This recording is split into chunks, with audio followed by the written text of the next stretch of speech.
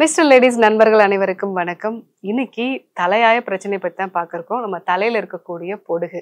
தலையில எப்பவுமே எனக்கு ஒரு அரிப்பு இருக்கு. அது கூட வெள்ளை வெள்ளையா எனக்கு தோள்பட்டை வரைக்குமே கூட சில சமயங்கள்ல வெளியில வருது. இந்த மாதிரி இருக்கக்கூடிய ஃப்ளேக்கியான ஒரு விஷயம் பொடுகுங்கிறது எனக்கு தெரியுது. ஆனால் ரொம்ப வருஷமா எனக்கு இருக்கு டாக்டர். இது பொடுகுதானா? இல்ல இதுக்கு என்னெல்லாம் காரணம்? சில பேர் சொரியாசிஸையும் பொடுகு மாதிரி தப்பா நினைச்சுக்கிறாங்க. அதுக்கும் இதுக்கும் என்ன மாதிரியான வித்தியாசங்கள்லாம் இருக்கு?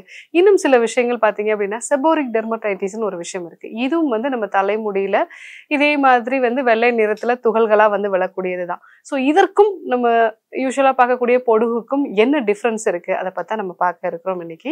அது மட்டும் இல்லாம இந்த பொடுகை இயற்கையான முறையில நிரந்தரமா சரி செய்யறதுக்கு வீட்டுல இருந்தபடியே செய்யக்கூடிய 3 முக்கியமான விஷயங்களும், அது கூட ஒரு தைலம் எப்படி தயாரிக்கிறது அப்படிங்கிறத நம்ம இன்னைக்கு பார்க்க இருக்கிறோம். பொடுகு அப்படிங்கிறது இன்னைக்கு இளைஞர்களுக்கு இருக்கக்கூடிய மிக முக்கியமான ஒரு பிரச்சனையா இருக்கு. ஸோ தலையில ஒரு அரிப்பு இருக்கு, கூட வெள்ளை வெள்ளை துகள்களா கொட்டுது. இது என்னுடைய தன்னம்பிக்கையை குறைக்கக்கூடிய ஒரு விஷயமா இருக்குன்னு சொல்லி நிறைய பேர் கவலைப்படுவாங்க. இது ஒரு என்ன விஷயம் அப்படின்னா, நம்மளுடைய தலையில, அதாவது நம்மளுடைய ஸ்கின்ல இயற்கையா இருக்கக்கூடிய மெலசேசியா அப்படிங்கிற ஒரு ஃபங்கஸ் தான் நம்மளுடைய நோய் எதிர்ப்பு சக்தி ரொம்ப கம்மியா இருக்கும் பொழுது, இல்ல நம்ம அதிகப்படியான சர்க்கரை சேர்ந்த உணவுகளை நம்ம சாப்பிடும் பொழுதோ, இல்ல நம்மளுடைய ஸ்கின் ரொம்ப ட்ரையா இருக்கக்கூடிய ஒரு காரணத்தினாலேயோ, இல்ல ஒருவேளை நம்ம தலையில அப்ளை பண்ணக்கூடிய சில கெமிக்கல்ஸ், ஸோ தலையை நம்ம ஒரு ஹேர் டை பண்றோம், இல்ல ஸ்ட்ரைட்டன் பண்றோம், நம்ம யூஸ் பண்ணக்கூடிய ஷாம்பூஸ் ரொம்ப ஹார்டா இருக்கு. இந்த காரணத்துக்கால நம்மளுடைய தலைப்பகுதியில் இருக்கக்கூடிய அந்த ஃபங்கஸ் அதிகமா க்ரோத் ஆகுறது. அதே மாதிரி நம்மளுடைய இயற்கையான ஒரு நோய் எதிர்ப்பு சக்தி, நம்ம ஸ்கின்ல ஒரு எண்ணெய் சுரப்பு தன்மை அப்படிங்கிறது எப்பவுமே அதிகமா இருக்கு. இது எதனால வரும் அப்படின்னா, யூஸ்வலா நம்மளுடைய ஸ்கின்னோட டிஃபென்ஸ் மெக்கானிசம் ரொம்ப கம்மியா இருக்கிறதோ, இல்ல நம்ம உடம்புல பித்தம் அதிகரிக்கக்கூடிய ஒரு சூழ்நிலையிலையும் நம்மளுடைய தலைப்பகுதியில அதிகப்படியான ஒரு எண்ணெய் சத்து சுரக்க ஆரம்பிக்கும். இதனால அந்த இடத்துல இந்த ஃபங்கஸ் அப்படிங்கிறது ரொம்ப ஈஸியா வளர ஆரம்பிக்கும். ஏன்னா நம்ம தலைக்கு தண்ணி விடுறோம், ஸோ நமக்கு வேர்வை உண்டாகுது. ஸோ அங்க எண்ணெய் சத்தும் இருக்கு, அதே சமயத்துல நீர் சத்தும் இருக்கு. அப்படிங்கும் போதே நமக்கு அந்த ஃபங்கஸ்ங்கிறது நல்லா அதிகமா க்ரோத் ஆகிறதுக்கான வாய்ப்புகள் இருக்கு. தலையில சாதாரணமா வரக்கூடிய இந்த பொடுகுக்கும் செபோரிக் டெர்மடைட்டிஸ்னு சொல்லக்கூடிய ஒரு விஷயம், அதே மாதிரி சொரியாசிஸ்க்கும் என்னெல்லாம் டிஃப்ரென்ஸ் இருக்கு? ஸோ இந்த பொடுகு அப்படிங்கிறது நார்மலா நம்ம தலையில வரக்கூடிய ஒரு ஃபங்கல் இன்ஃபெக்ஷன். ஸோ அந்த நம்ம தலையில இருக்கக்கூடிய ஆயில் செக்ரேஷன் அதிகமா இருக்கு, அது கூட நம்ம இரிட்டேஷன் ஏதாவது இருக்குன்னா வரக்கூடிய விஷயம். இதுவே செபோரிக் டெர்மடைட்டிஸ் அப்படிங்கிறது நம்ம தலை மட்டும் பாதிக்கப்படாது, நம்மளுடைய புருவங்கள்லயும் பாதிக்கப்படலாம். அதே மாதிரி நம்மளுடைய ஸ்கின்லையும் பாதிக்கப்படும். நிறைய பேர் பாத்தீங்க அப்படின்னா, நெற்றி பகுதியில சின்ன சின்ன குறுக்கள் மாதிரி வேர்க்கூறு மாதிரி இருக்கு டாக்டர் அப்படின்னு சொல்லுவாங்க. அதே மாதிரி நெஞ்சு பகுதிகள், அதாவது கழுத்துக்கு கீழே பாத்தீங்கன்னா சின்ன சின்ன பருக்கள் மாதிரி இருக்குன்னு சொல்லுவாங்க. இந்த மாதிரி இருக்கு அப்படின்னா அது செபோரிக் டெர்மடைட்டிஸ் அப்படின்னு சொல்லக்கூடியது. இது எண்ணெய் சத்தும் அதிகமா இருக்கு, கூடுதலா நம்மளோட உடம்புல இன்சுலினோட ரெசிஸ்டன்ஸ் இருக்கிறதுனாலயோ, இல்ல ஹார்மோனல் இம்பேலன்ஸ் இருக்கிறதுனாலயோ வரக்கூடிய ஒரு பிரச்சனை. ஸோ தலையில மட்டும் இருக்கு அப்படின்னா அது பொடுகு. நமக்கு நெற்றி பகுதியில, பின்கழுத்துல, அதே மாதிரி நெஞ்சு பகுதிகள்ல எல்லாம் சின்ன சின்ன பருக்களோட சேர்ந்து அதிகமா எண்ணெய் செக்ரீஷனும் நமக்கு இருக்கு அப்படின்னா அது செபோரிக் டெர்மடைட்டிஸ்.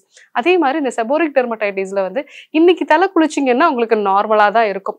நாளை மறுநாள் பாத்தீங்க அப்படின்னா வெள்ளை நிறத்துல ஒரு கிரீஸியான மெட்டீரியல் மாதிரி வரும். ஸோ இதுதான் செபோரிக் டெர்மடைட்டிஸ். ஆனா பொடுகுல பாத்தீங்க அப்படின்னா துகள்கள் மாதிரி வரும், வெள்ளை நிற துகள்கள் மாதிரி வரும். ஸோ அப்ப நீங்க எது பொடுகு, எது செபோரிக் டெர்மடைட்டிஸ் அப்படிங்கிறத நம்ம தெரிஞ்சுக்கலாம். மூன்றாவதா சொரியாசிஸ். ஏன்னா நிறைய பேர் நான் பார்த்திருக்கேன். ஸோ ஒரு 25 வயசு ஒரு பையன் ரொம்ப நாளா டேண்ட்ரஃபுக்காக நிறைய ஷாம்பூஸ்லாம் போட்டுட்டு இருக்கேன் டாக்டர். ஆனாலும் இருக்க எனக்கு அந்த தலையில இருந்து வரக்கூடிய அந்த ஸ்கேல்ஸ் எல்லாம் ரொம்ப பெருசா வருது அப்படின்னு சொல்லுவாங்க. ஸோ அவங்களுக்கு பார்க்கும்போது பாத்தீங்க அப்படின்னா அவங்களுடைய தலையில சொரியாசிஸ் மாதிரியான அறிகுறிகள் இருக்கு.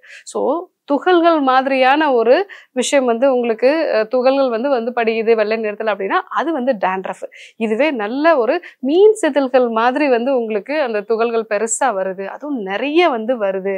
ஸோ இந்த மாதிரி இருக்கு. அந்த ஸ்கின்னும் ரெட்னஸும் ஆகுது, உங்களுடைய அந்த ஸ்கேல்ப் ரெட்னஸ் ஆகுது. ஸோ இது தலைமுடி இல்லாம சில இடங்கள்ல, முழங்கைகள்ல, முழங்கால்கள்ல, வயிற்று பகுதியில, ஸோ பின் பகுதிகள் எல்லாமே உங்களுக்கு சொரியாசிஸோட சின்ன சின்ன திட்டுகள் மாதிரி உருவாகுது அப்படின்னா அப்படின்னா அது வந்து ஸ்கேல்ப் சோரியாசிஸா கூட இருக்கலாம். இது எல்லாமே நம்ம கண்டிப்பா ஏன் தெரிஞ்சுக்கணும் அப்படின்னா, நிறைய பேர் வந்து தப்பா ட்ரீட் பண்ணிட்டு இருக்காங்க. பொடுகு அப்படிங்கிறதுனாலே நான் வந்து நிறைய ஷாம்பூஸ் யூஸ் பண்ணிட்டு இருக்கேன், நிறைய ஆயில் யூஸ் பண்றேன், சரியே ஆகலைன்னு சொல்லுவாங்க. ஸோ ஆனா அது சொரியாசிஸா இருக்கலாம், இல்ல செபோரிக் டெர்மடைட்டிஸா வந்து இருக்கலாம். இப்போ சாதாரண பொடுகு என்ன, செபோரிக் டெர்மடைட்டிஸ் என்ன, சொரியாசிஸ் என்னங்கிறது இப்போ நமக்கு தெரிஞ்சிருக்கும். ஸோ இந்த பொடுகை எப்படி சரி பண்ணணும்? நான் ஆல்ரெடி சொன்ன மாதிரியே நம்மளுடைய ஸ்கேல்ப் ரீஜன்ல அதிகமான அளவுக்கு ஆயில் செக்ரேஷன் இருந்தது அப்படின்னா அங்க ஃபங்கஸ் ஈஸியா வளர்றதுக்கான வாய்ப்புகள் இருக்கு. ஸோ இந்த ஆயில் செக்ரேஷன் எதனாலலாம் வந்து அதிகமாகுது? ஸோ ஒருவேளை உடல் எடை வந்து அதிகமா இருக்கு, இல்ல ஹார்மோனல் இம்பேலன்ஸ் இருக்கு அப்படின்னா இந்த ஆயில் செக்ரேஷன் கொஞ்சம் அதிகமா இருக்கும். அதே மாதிரி எண்ணெயில பொரிச்ச உணவுகளை நிறைய எடுக்கிறோம் அப்படின்னா அதையும் நம்ம வந்து தவிர்க்கிறது நல்லது. ஸோ அதே மாதிரி இங்க ஃபங்கஸ் வளராம இருக்கணும் அப்படின்னா நான் சொல்லக்கூடிய இந்த தைலத்தை நீங்க வீட்டிலேயே வந்து ப்ரிப்பேர் பண்ணலாம். ஸோ இந்த தைலம் எப்படி ப்ரிப்பேர் பண்ணணும்னா அருகன் தைலம் நம்ம சொல்றதுதான். ஸோ அதாவது அருகம் அந்த புல்லோட சாறு. ஸோ ஒரு சாறு வந்து நீங்க ஒரு 1 லிட்டர் அளவுக்கு நீங்க வந்து எடுத்துக்கலாம். அதே மாதிரி தேங்காய் எண்ணெய் வந்து ஒரு 1/2 லிட்டர் வந்து எடுத்துக்கலாம். ஒரு 20 கிராம் அளவுக்கு அதிமதுரம், 20 கிராம் அளவுக்கு மிளகு.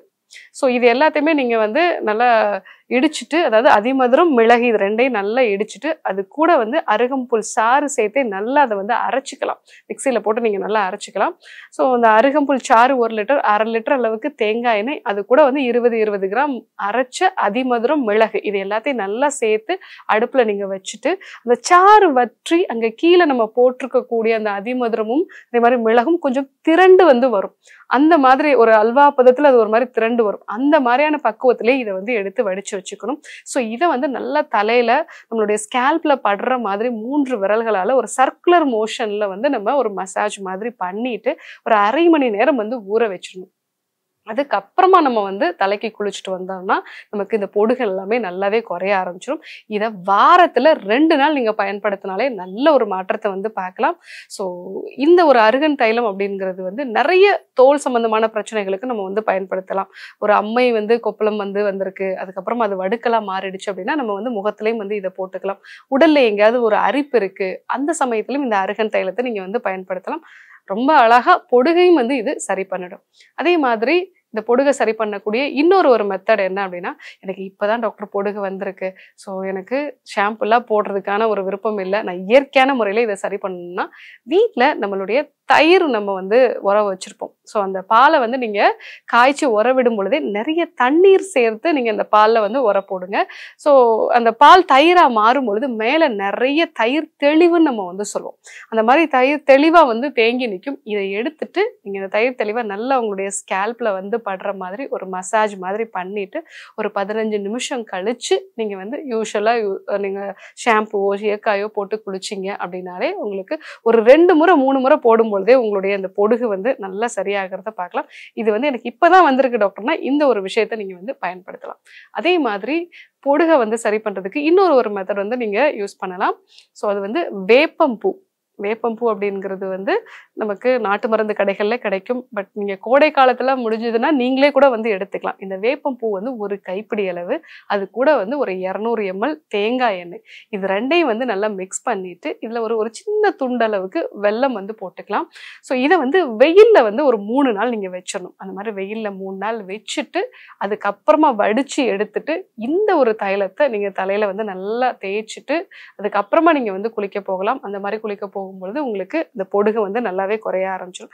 இது எல்லாமே என்ன ஒரு விஷயம்னா நம்ம தலையில இருக்கக்கூடிய ஸ்கின்னோட அந்த டிஃபென்ஸ் மெக்கானிசம், நோய் எதிர்ப்பு சக்தியை பேலன்ஸ்டா வச்சுக்கும். இந்த ஸ்கேல்போட pHையும் வந்து கரெக்டா மெயின்டைன் பண்ணும். இதனால அங்க வந்து ஃபங்கஸ் வந்து அதிகமா வந்து வளராது. இன்னொரு தைலமும் வந்து நீங்க ப்ரிப்பேர் பண்ணிக்கலாம். ரொம்ப ஈஸியா கிடைக்கக்கூடிய திரிஃபலா சூர்ணம் எல்லா நாட்டு மருந்து கடைகள்லயுமே வந்து கிடைக்கும். ஸோ நீங்க திரிஃபலா சூர்ணம் வந்து ஒரு 20 to 30 கிராம், அது கூட வந்து ஒரு 100 ml தேங்காய் எண்ணெய், இது ரெண்டையும் நல்லா மிக்ஸ் பண்ணிட்டு வெயில்ல ஒரு 3 நாள் 4 நாள் வச்சிடணும். அந்த மாதிரி வைக்கும் பொழுது இந்த திரிஃபலாவோட எசன்ஸ் எல்லாமே தேங்காய் எண்ணெயில வந்து இறங்கிடும். ஸோ அந்த மாதிரி சமயங்கள்ல இதை வந்து வடிச்சிட்டோ இல்ல அப்படியே கூட நீங்க வச்சுட்டு ஸோ உங்களுடைய ஸ்கேல்ப்ல வந்து இதை நல்லா தேய்ச்சிட்டு அதுக்கப்புறமா வந்து நீங்க குளிக்க போகலாம். ஸோ இதுவுமே வாரத்துல 2 நாள் நீங்க வந்து பயன்படுத்தும் போது உங்களுக்கு பொடுகு நல்லா மறையறத வந்து பார்க்கலாம்.